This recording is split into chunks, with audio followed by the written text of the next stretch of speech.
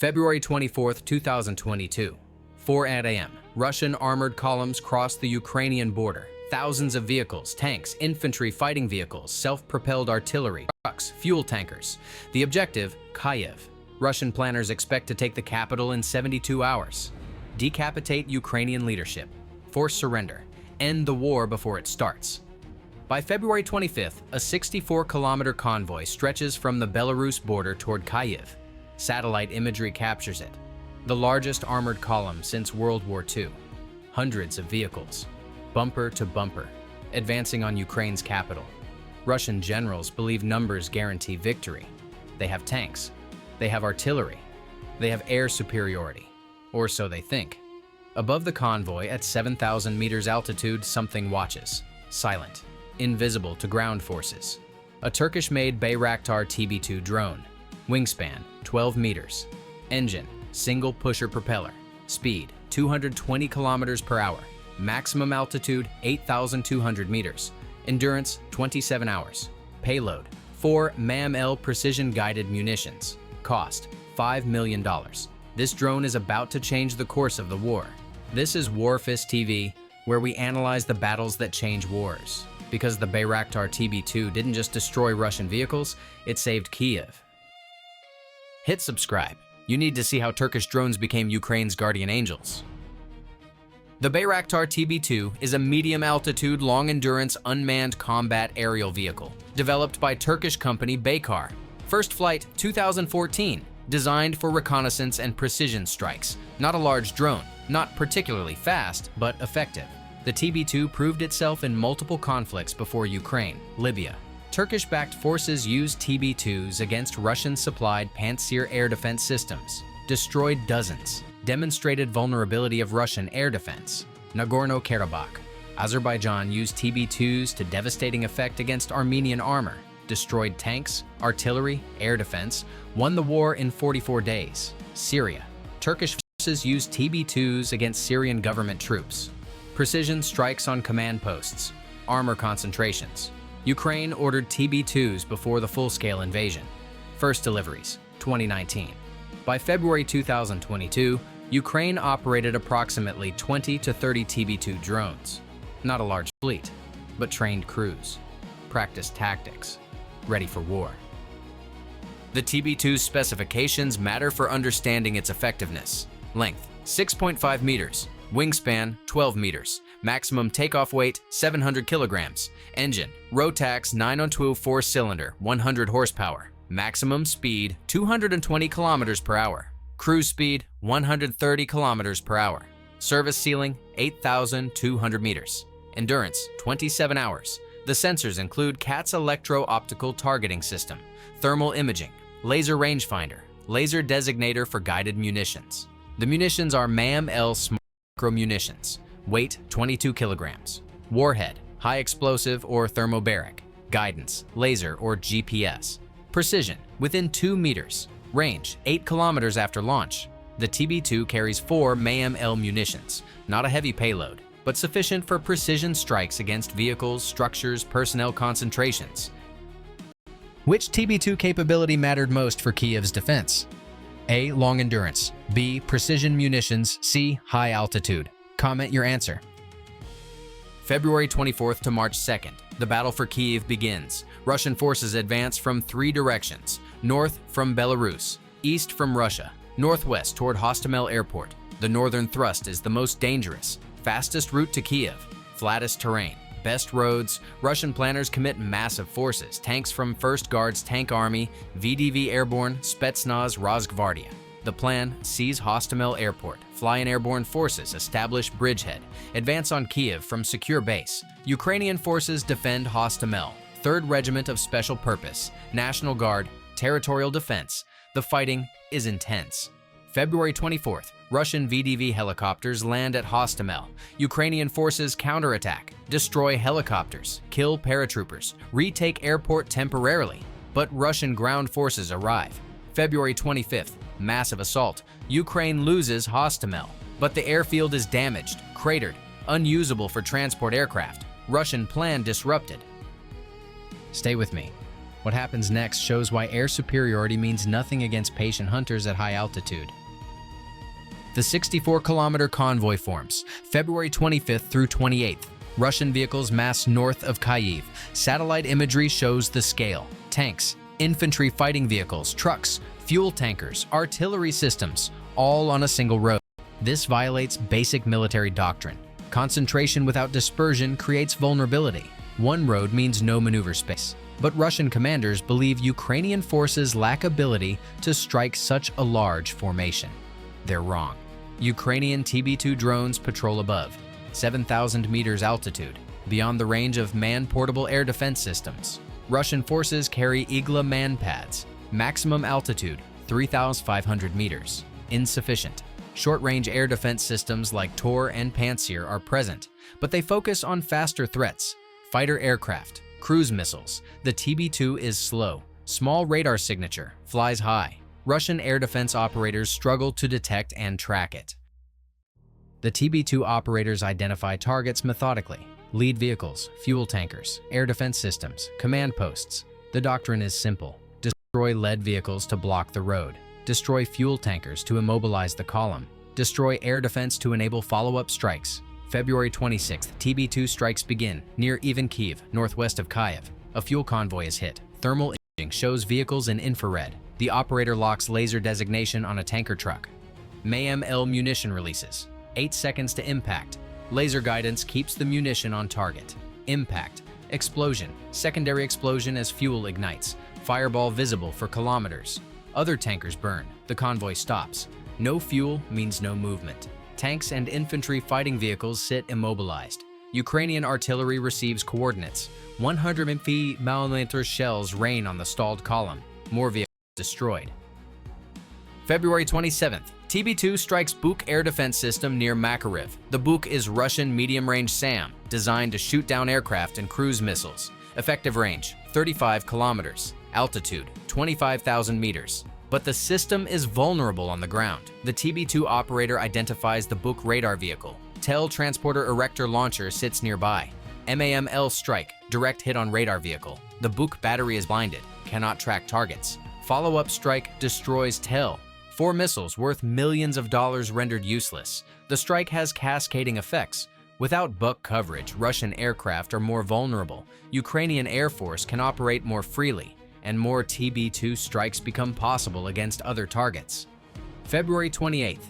TB2 destroys Tor M2 air defense system near Hostomel. The Tor is short-range SAM, specifically designed to counter drones and cruise missiles, but it must be active to engage. When traveling, it's vulnerable. The TB2 catches it on the move. MAML strike. Tor destroyed. Another gap in Russian air defense.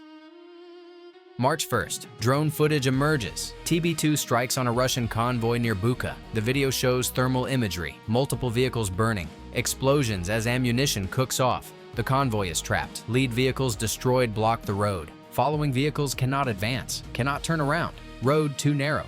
Ukrainian forces engage with artillery and anti-tank missiles. The convoy is annihilated. 20-plus vehicles confirmed destroyed, more damaged. This pattern repeats across the northern front. TB2 identifies target, strikes with precision. Ukrainian ground forces exploit. The cumulative effect is devastating. Russian logistics collapse. Fuel shortages immobilize units. Ammunition shortages limit artillery. Food shortages demoralize troops. The 64-kilometer convoy becomes a 64-kilometer traffic jam, then a 64-kilometer graveyard. If precision beats mass, type WarFist TV in the comments. The TB2's operational effectiveness derived from multiple factors. First, altitude advantage.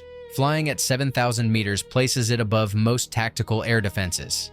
Igla man-pads cannot reach it. Tor and Pantsir struggle to track slow-moving targets at extreme altitude. S-300 and S-400 systems can engage, but are positioned to defend strategic targets, not convoys on roads. Second, endurance. 27 hours flight time means persistent surveillance. TB2 can loiter over an area all night, wait for targets to appear. Russian forces cannot hide when drones watch continuously. Third, precision munitions. MAML guided weapons deliver 22-kilogram warheads within 2 meters of aim point. Enough to destroy vehicles, disable systems, create chaos. Fourth, trained operators. Ukrainian TB2 pilots practiced before the war, understood the systems, developed tactics, coordinated with ground forces. The psychological impact was significant. Russian soldiers knew drones watched from above, invisible, waiting. Any vehicle could be next. Fuel convoys refused to move during daylight. Ammunition trucks dispersed. Command posts relocated constantly.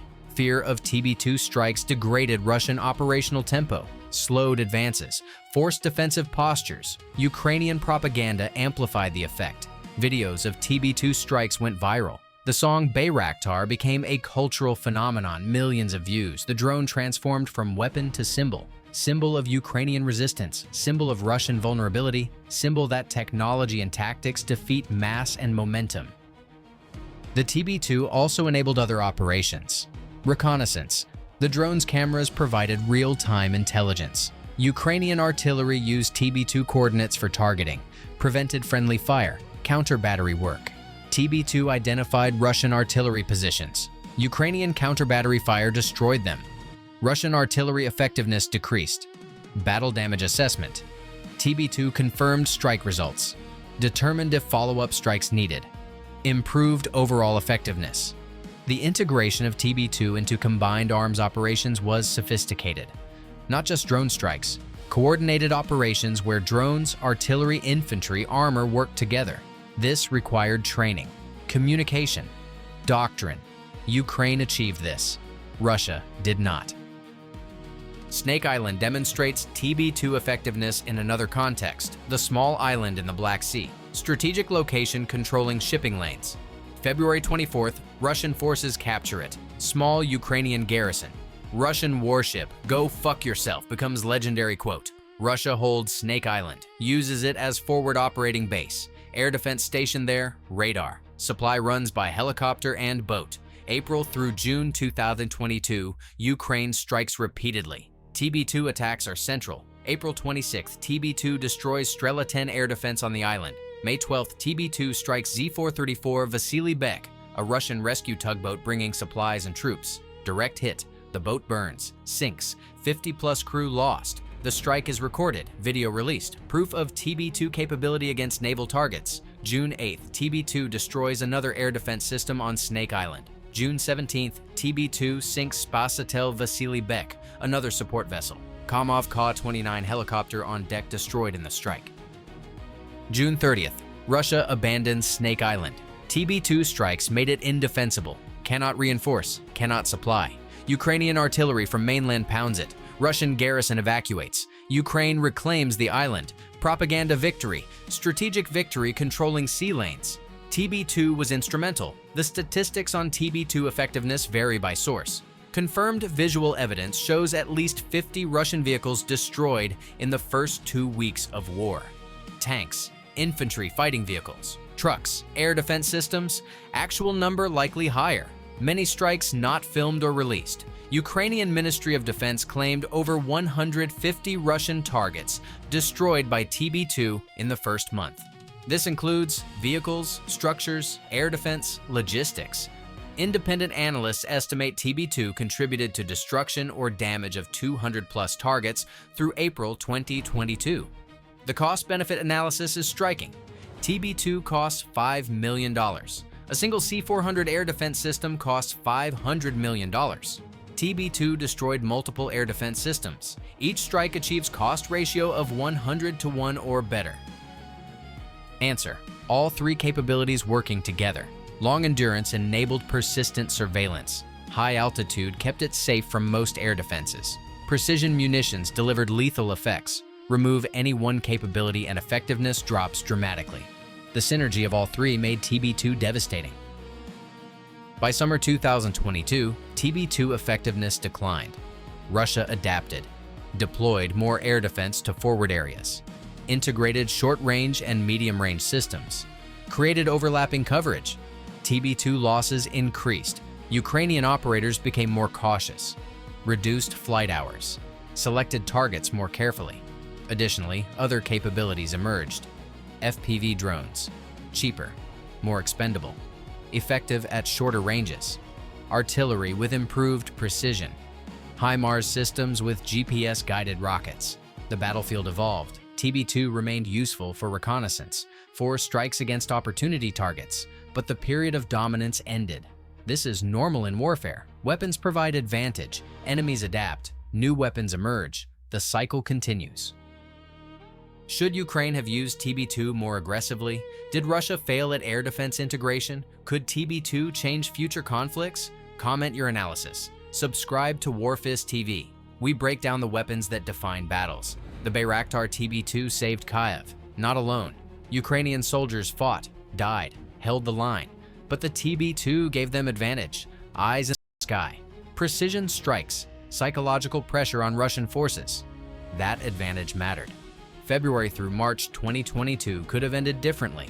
Russian forces could have taken Kyiv, decapitated Ukrainian government, forced surrender. They failed. Many reasons for that failure. Ukrainian courage, Russian incompetence, Western intelligence, and Turkish drones watching from 7,000 meters, waiting, hunting, striking. The 64-kilometer convoy never reached Kyiv. It died on the road north, burned by artillery, struck by drones, destroyed by determination. Russia retreated April 2nd. Kyiv survived. And among the reasons for survival, flying silently above the battlefield was a 12-meter wingspan carrying 4 22-kilogram munitions and a camera that never blinked. Stay vigilant.